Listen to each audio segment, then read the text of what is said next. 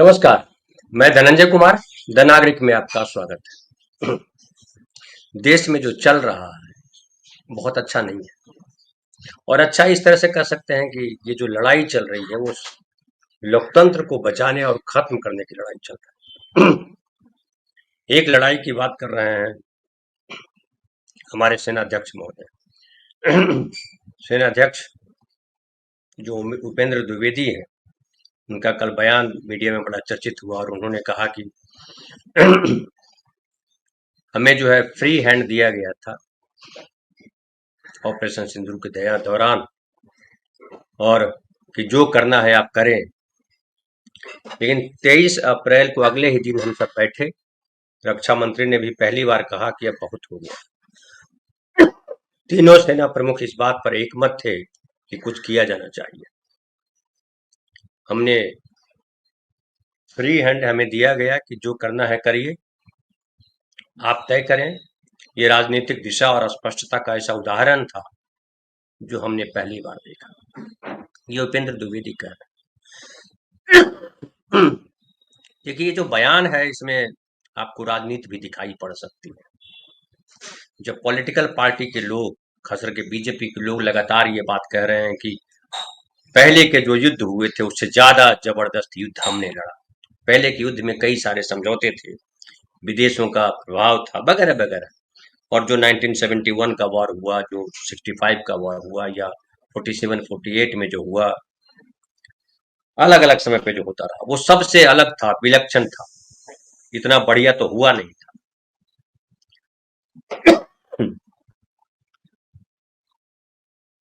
क्षमा करेंगे।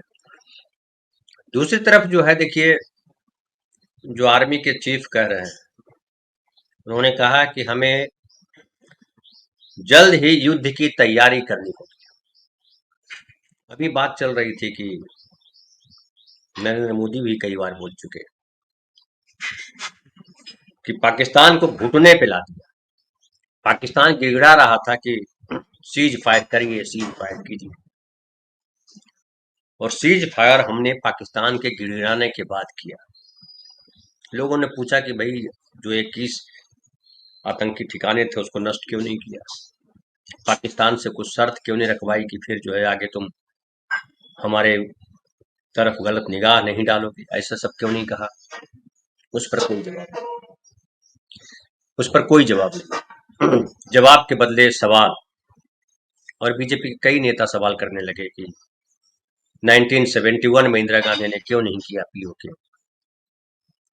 और लगातार ये संसद में भी कहा जाता रहा कि जो इंदिरा गांधी ने किया था वो गड़बड़ किया।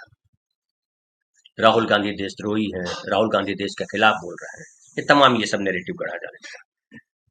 चुनाव आयोग को लेकर के जिस तरह से चल रहा है, साफ साफ दिखाई पड़ रहा है कि चुनाव आयोग बीजेपी की तरफ से बैटिंग कर रहा है, और साफ साफ दिख रहा है कि चुनाव आयोग को इस्तेमाल किया बीजेपी ने।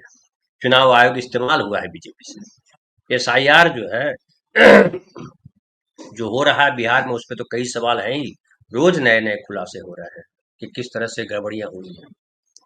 जो राहुल गांधी ने खुलासा किया है उसका भी कोई जवाब नहीं है, न बीजेपी के पास जवाब है, न चुनाव आयोग के पास जवाब। और देखिए, बीजेपी लगातार चुनाव आयोग को बचाने के प्रयास करती है, उनके नेता बयान देने लगते हैं, लेकिन जो सबसे बड़ा सवाल है वो सवाल ये है कि जिस तरीके से अब सेना का इस्तेमाल होने लगा है, संवैधानिक संस्थाएं जो थी इस देश की, वो चाहे चुनाव आयोग हो, चाहे वो न्यायालय हो, चाहे नौकरशाही हो, तमाम का इस्तेमाल तो हमने देख लिया। ईडी, सीबीआई, सबका इस्तेमाल कर दिया, संसद का इस्तेमाल किया, ताकत का इस्तेमाल किया। सेना एक ऐसी जगह है जहां पे बचते हैं लोग कि सेना को पॉलिटिकल मामलों में न घसीटा जाए, क्योंकि सेना अगर पॉलिटिक्स करने लगेगी तो फिर पाकिस्तान का हाल हो जाएगा। पाकिस्तान में क्या है, पाकिस्तान में सेना पॉलिटिक्स करती है, और जब चाहे सत्ता पलट भी वहां हो जाता है। भारत में सेना के पास ये नहीं। सेना का मतलब देश की सुरक्षा की जिम्मेदारी है, उसके इतर उसके पास जिम्मेदारी है। बयानबाजी करने का अधिकार सेना के पास नहीं है, कि वो सेना पॉलिटिकल बयान दे। लेकिन हम देख रहे हैं कि पिछले कुछ महीनों से सेना का इस्तेमाल किया जा रहा है, सेना को आगे किया गया ब्रीफिंग के लिए। चलिए वो ठीक है कि सेना बता रही है कि देश में गलतफहमी न फैले, लेकिन बार बार सेना की तरफ से जो सफाई आ रही है वो चिंता पैदा करती है कि सेना इस तरह की सफाई देने का काम सेना क्यों कर रही है। सेना का काम सफाई देना नहीं, सेना का काम जो देश के सामने दुश्मन है उसको साफ करना है। और ये अगर सेना ने केवल 9 सैनिक ठिकानों पे हमला किया, उसके बाद जो है उसने 21 जो उसके आतंकी ठिकाने थे उसमें से 9 पर हमला किया, 12 आतंकी ठिकाने क्यों छोड़ दिए, इसका जवाब देश की सरकार को देना था। लेकिन देश की सरकार जवाब नहीं दे रही। और दिक्कत यह है कि अब हर जगह फंस चुकी मोदी सरकार सेना की ओट ले रही है, और ये बड़ा दुर्भाग्यपूर्ण है, विडंबनापूर्ण है। सेना का इस तरह अगर इस्तेमाल हुआ तो भविष्य देश के लिए ठीक नहीं है, देश के नागरिकों के लिए ठीक नहीं। और आप जानते हैं कि हिंदू मुसलमान और देशभक्ति दो पटरी है बीजेपी के दौड़ने के लिए। आरएसएस इसी पे दौड़ती रही है पिछले 100 साल से, हिंदू राष्ट्र और भारत माता की जय। लेकिन हिंदू राष्ट्र का जो ख्वाब था या है, हाल के वर्षों में वो टूटा है। राहुल गांधी ने बड़ी मेहनत की है उसके लिए, और जो सामाजिक न्याय को जिस तरह से राष्ट्रीय स्तर पर खड़ा किया है कांग्रेस ने पहली बार, राष्ट्र सामाजिक स्तर पे सामाजिक न्याय की लड़ाई बहुत पुरानी है, बहुत लंबे समय से लड़ी जा रही है। बाबा साहब अम्बेडकर का संविधान सामाजिक न्याय का उत्कृष्ट उदाहरण है। फिर जो है कांग्रेस के सामने कई सारी चीजें थी, सामाजिक लड़ाई भी थी, लेकिन सामाजिक लड़ाई की दब गई थी। फिर जो है जो लोहियावादी थे, जो समाजवादी थे, उन्होंने लगातार इसकी लड़ाई लड़ी, लड़ते लड़ते यहाँ तक पहुंचे कि 1990 में पिछड़ों के लिए भी 27% आरक्षण का प्रावधान किया गया। बिहार में जाति गणना हुई, और जाति गणना के बाद चिन्हित किया गया कि समाज में कहाँ क्या समस्या है। वो कहीं रास्ते में अटक गया, उसकी दूसरी कहानी है, मैं बड़ा विस्तार में उसके अभी नहीं जाऊंगा, अभी उतना समय नहीं होता है। उसके बाद राहुल गांधी को यह श्रेय जाता है कि राहुल गांधी ने सामाजिक न्याय को पहली बार राष्ट्रीय स्तर पर खड़ा कर दिया। कोई प्रमुख दल, कांग्रेस पार्टी इस देश की प्रमुख पार्टी है, सत्ता में लंबे समय रही है, और फिलहाल जो सरकार है उसका विपक्ष जो है वो वही है। नीतीश कुमार भले इंडिया गठबंधन में नहीं है, लेकिन नीतीश कुमार की बात आज भी प्रासंगिक है कि जो कोई तीसरे गठबंधन की जगह स्पेस नहीं है, बिना कांग्रेस के गठबंधन बीजेपी सरकार के खिलाफ या एनडीए के खिलाफ नहीं बनाया जा सकता है। और कांग्रेस के राहुल गांधी ने यह साबित भी किया कि वही है जो राष्ट्रीय स्तर पर लगातार जूझ रहे हैं, लड़ रहे हैं, किसी तरह की समझौता करने को तैयार नहीं। और उनकी पार्टी भी लगातार मेहनत करती दिखाई पड़ रही है। जो परसों तरसों जो उन्होंने प्रेस कॉन्फ्रेंस किया और चुनाव आयोग ने क्या क्या कारनामे किए, उसका जो पर्दाफाश किया, वो उसका प्रतीक है, उसका उदाहरण है। अब जो नरेंद्र मोदी सरकार है, कल भी हम इस पर बात कर रहे थे कि नरेंद्र मोदी सरकार है वो चौतरफा घिरी हुई है। वो घिरी हुई है देश के बाहर भी और देश के भीतर भी। देश के बाहर घिरी हुई है कि विदेश नीति पूरी तरह से फ्लॉप साबित हुई है। ट्रंप जो कभी मोदी जी के सबसे करीबी दोस्त हुआ करते थे, वो भारत पे लगातार शिकंजा कस रहे हैं, भारत को लगातार अपमानित कर रहे हैं, भारत को लगातार दबाव में ला रहे हैं, कॉर्नर कर रहे हैं, और मजबूर कर रहे हैं कि आप हमारे साथ जैसा हम कहें उसके अनुसार समझौता करो। अभी देखिए चर्चा चल रही है कि ट्रंप कह रहे हैं कि हम टैरिफ पर जब तक बात नहीं करोगे हम कोई बात करने को तैयार नहीं। अमेरिका ये जानता है कि भारत के साथ जो हमारी साझेदारी है अगर टूटती है तो सबसे ज्यादा नुकसान भारत का होगा तात्कालिक तौर पर। भारत को भी ये पता है, इसलिए भारत अब जो है उम्मीद लगा रहा है कि वो चीन और रूस के साथ उसके संबंध जो खास करके चीन के साथ उसके साथ संबंध सही हो, सहज हो, और जो नुकसान होने वाला है उसकी भरपाई की जा सके। मिल करके कुछ प्लान करें। इसलिए प्रधानमंत्री जा रहे हैं, चीन जा रहे हैं, जाएंगे आखिरी सप्ताह में, और क्या बात होगी वो निकल के आएगी, उस पर बात करेंगे। नरेंद्र मोदी जी ने जो मालदीव है वहां से भी संबंध सुधारे।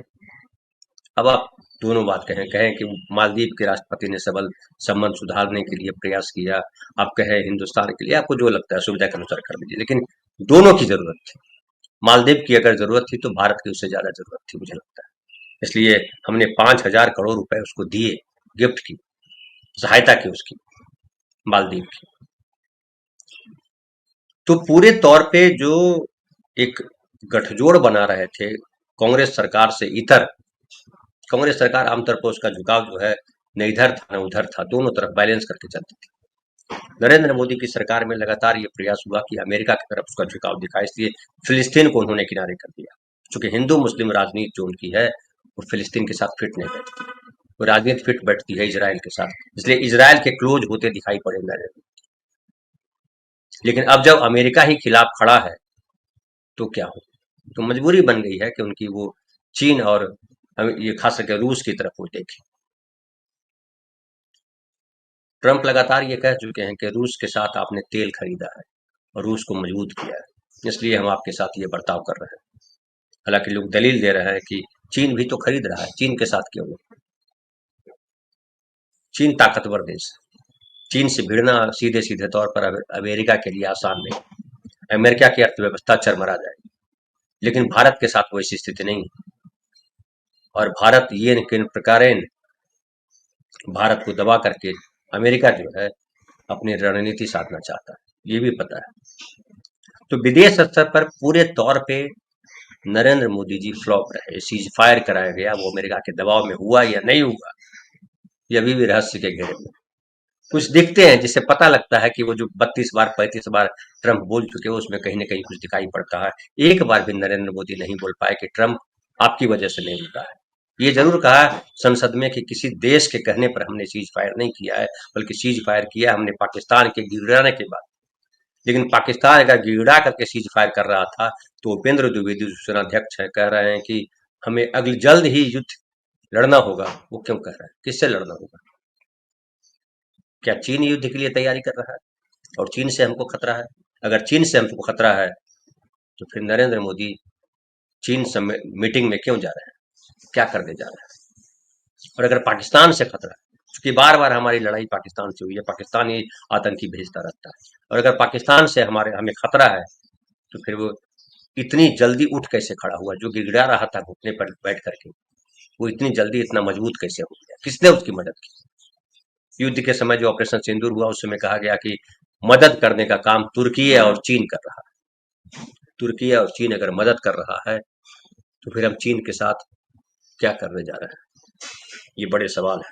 तो ये विदेशी सवाल है, देश के भीतर भी कई सवाल है, और देश के भीतर सबसे बड़ा सवाल है कि नागरिकों के बीच लगातार, देश की जनता के बीच लगातार नरेंद्र मोदी की छवि गिर रही है।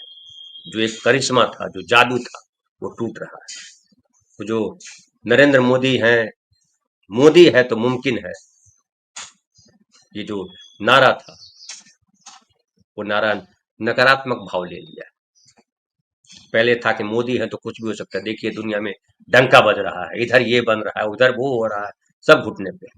लेकिन अब जो है ये पता चल गया है कि मोदी है तो मुमकिन है, यानी मोदी जो संवैधानिक संस्थाएं हैं, जो संविधान है, लोकतांत्रिक अधिकार है नागरिकों के पास, वो तमाम अधिकार को कुचलने को तैयार है, कुचल रहे हैं, निर्ममता पूर्वक कुचल रहे हैं। उन्हें लोकतंत्र की परवाह नहीं है, उन्हें नागरिकों की परवाह नहीं है, उन्हें देश की परवाह नहीं, उन्हें सिर्फ और सिर्फ सत्ता की परवाह है कि सत्ता कैसी बची रहे।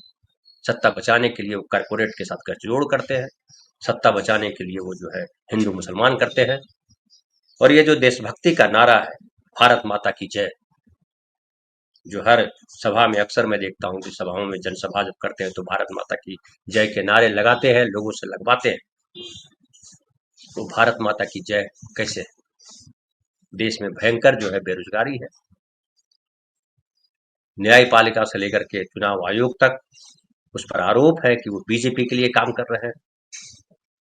जिस तरह के घोटाले दिखाई पड़ रहे हैं जिस तरह के घोटाले दिखाई पड़ रहे हैं मतदाता सूची में, उससे पता चल रहा है। और जिस तरह का रवैया अपनाया हुआ है चुनाव आयोग ने, उससे पता चल रहा है कि उसे मतदाता सूची शुद्ध बने, प्योर बने, सही बने और फ्री और फेयर इलेक्शन हो, इसकी चिंता नहीं है। उसकी चिंता है कि कैसे सत्ता जो है बीजेपी की तरफ, मोदी जी के साथ रहे, विपक्ष कैसे बदनाम किया जाए। ये ताज्जुब की बात है कि चुनाव आयोग भी विपक्ष को बदनाम करने में लगा हुआ है। राहुल गांधी ने जो सवाल उठाए उस पर जरूरत थी कि उस पर चुनाव आयोग बैठ करके बात करता, चिंतन करता और उनको बुलाता, राहुल गांधी को और तमाम विपक्ष के नेताओं को, कि बताइए ये गड़बड़ियां तो है, हम भी बिहार में महसूस कर रहे हैं, लेकिन इसको ठीक कैसे किया जाए। लेकिन नहीं, बिहार में साफ साफ दिखाई पड़ रहा है ये जो SIR किया उसके बाद भी ढेर सारी गड़बड़ियां हैं और 65 लाख मतदाताओं के नाम जो काटने की बात की जा रही है, उसका कोई स्पष्ट जवाब नहीं है चुनाव आयोग के। सुप्रीम कोर्ट को भी कह रहा है कि हम बाध्य नहीं है। तो क्या आप मनमानी करने के लिए स्वतंत्र हैं? आप जो चाहे करेंगे? क्या संविधान ने इतना अधिकार दिया है कि आप जो चाहे करें? आप व्यक्ति नहीं है, आप संस्था हैं और आपकी जिम्मेदारी देश के प्रति है, देश के नागरिकों के प्रति है, संविधान के प्रति है। संविधान जो कहता है कि नागरिक इस देश के सरकार चुनेंगे, फ्री एंड फेयर इलेक्शन होगा, हर नागरिक जो 18 साल से ऊपर का है, भारत का बच्चा, वो जो है देश का की जो वोटिंग है उसमें भागीदारी करेगा। ये सुनिश्चित करना आपका काम है। लेकिन आप जो है बहाने बना रहे हैं, आप जो है कहानियां गढ़ रहे हैं, आप जो है नैरेटिव बनाने में साथ दे रहे हो, आप जो है विपक्ष को बदनाम कर रहे हो। आप राहुल गांधी पे आरोप लगाते हो कि राहुल गांधी झूठ बोल रहे हैं। आप सच बोल रहे हो ये तो साबित करो, जनता को दिखे तो कि हाँ चुनाव आयोग जो बोल रहा है वो सच बोल रहा है। राहुल गांधी झूठ बोल रहे हैं, बोलने दीजिए, वो देश की जनता देख रही है। आप सच बोल रहे हो ये तो बताओ, ये साबित तो करो कि आप जो कर रहे हो सही काम कर रहे हो। लेकिन आपके काम से बार बार लग रहा है, जो चुनाव आयोग कर रहा है उससे पता चल रहा है कि चुनाव आयोग बेईमानी कर रहा है, चुनाव आयोग एक तरफा चल रहा है। केवल राहुल गांधी सवाल नहीं उठा रहे, कल हमने दिखाया था कि माले के लोग कह रहे हैं वोट चोर गद्दी छोड़। ये वोट चोर गद्दी छोड़, वोट की चोरी तब तक नहीं हो सकती जब तक चुनाव आयोग साथ नहीं है। वोट की चोरी कैसे करेगी बीजेपी बिना चुनाव आयोग की मदद के? चूंकि चुनाव जब होता है तो पूरा का पूरा प्रशासन चुनाव आयोग के पास होता है। अगर एक एड्रेस पे, एक मकान के, एक कमरे के एड्रेस पे 500, 200, 180, 50, 100 वोटर को नाम है और वो अलग अलग जाति धर्म के हैं, तो ये तो जवाब देना होगा चुनाव आयोग। विजय सिन्हा के नाम आ रहा है कि विजय सिन्हा के नाम 2 जगह है, ढेर सारे लोगों के नाम, खुद चुनाव आयोग कहता है कि डबलिंग है, यहाँ भी है वहां भी। तो डबलिंग को ठीक करने के लिए आपने SIR किया था। मृत व्यक्ति जो है, जो चुनाव वोटर लिस्ट में है, उसको खत्म करने के लिए आपने शुरू किया था SIR। आपने शुरू किया था कि जो रह रहे हैं बिहार में वही वोट करें। तो SIR जो आपने शुरू किया उसको आप खुद ही काट रहे हो, क्योंकि राहुल गांधी ने जो किया वो तो SIR में जो गड़बड़ी आप देख पा रहे हो वही बता रहे हैं, ये गड़बड़ी है, लोग नहीं है और वोटर लिस्ट में नाम है, उस पता पे नहीं है, एक आदमी के जब वोट जो है 4 जगह है, वही तो राहुल गांधी कर रहा है। तो राहुल गांधी झूठ कैसे बोल रहा है? आप सच कैसे बोल रहे हो? एक बात आप कहो जो सच, वही बात राहुल गांधी कहे तो झूठ, ये तो गड़बड़ है। 65 लाख वोटर अगर बिहार में गलत है, उनको निकाला जाना चाहिए, तो 65 लाख वोटर कम तो नहीं होते। राहुल गांधी तो कह रहे हैं कि एक विधानसभा में 1 लाख वोटर बढ़ा दिया। आप भी कह रहे हो कि एवरेज निकालते हैं अगर, तो बिहार में हर विधानसभा में जो है 20 से 25 हजार वोटर बढ़े हुए हैं। तो 20 से 25 हजार वोटर बढ़े हुए हैं एवरेज, तो संभव है किसी जगह 1 लाख, किसी जगह 1.5 लाख, किसी जगह 50 हजार बढ़े होंगे, किसी जगह 10 हजार बढ़े होंगे। लेकिन जो मृत लोग हैं उनके वोट कैसे पड़ रहा है, इसके लिए बहुत तो हंगामा करने की जरूरत नहीं थी, क्योंकि निरंतर ये प्रक्रिया, मृत लोग अगर वोट करके जाते हैं तो ये आपकी गड़बड़ी है, गलत गलत लोग अगर वोट करते हैं तो ये चुनाव आयोग की गड़बड़ी है। कोई आदमी अगर कैमरे के सामने कहता है कि हमने 8 वोट दिया है, वीडियो वायरल हो रहा है, तो ये गड़बड़ी जो है चुनाव आयोग की। लेकिन कर्नाटक चुनाव आयुक्त जो है वो बता रहे हैं कि राहुल गांधी को नोटिस भेजा होगा। ये आपने कहा एक महिला के बारे में कि उसने वोट दिया है 2 जगह, लेकिन जब हमने उससे बात की तो उसने नहीं कहा, उसने इनकार कर दिया। आप हमको डिजिटल वो दीजिए, सबूत दीजिए। अरे भाई डिजिटल सबूत दीजिए, वो देंगे, लेकिन जो 8 लोग कह रहे हैं कि हमने 8 वोट दिया है, उसका सबूत तो सबके सामने है, मीडिया में है। कई लोग हैं जो कह रहे हैं कि हमने कितने वोट दिए, उसको तो ढूंढो, उसको तो न्याय तक पहुंचाओ। लेकिन उनकी मंशा क्या है कि राहुल गांधी को कैसे घेरा जाए, राहुल गांधी को कैसे बदनाम किया जाए। तो एक तरह से कहा जा सकता है कि राहुल गांधी को बदनाम करने की पूरी मुहिम में नरेंद्र मोदी केवल अकेले नहीं है, उनकी सरकार केवल नहीं है, बल्कि तमाम संवैधानिक संस्थान लगे हुए हैं कि किस तरह से राहुल गांधी को बदनाम किया जाए। और अब सेना को घसीटा जा रहा है, ये दुर्भाग्य की बात है, बेहद विडंबनापूर्ण है। भारतीय लोकतंत्र फाइनली कहाँ जाएगा? सेना क्या राजा की होगी?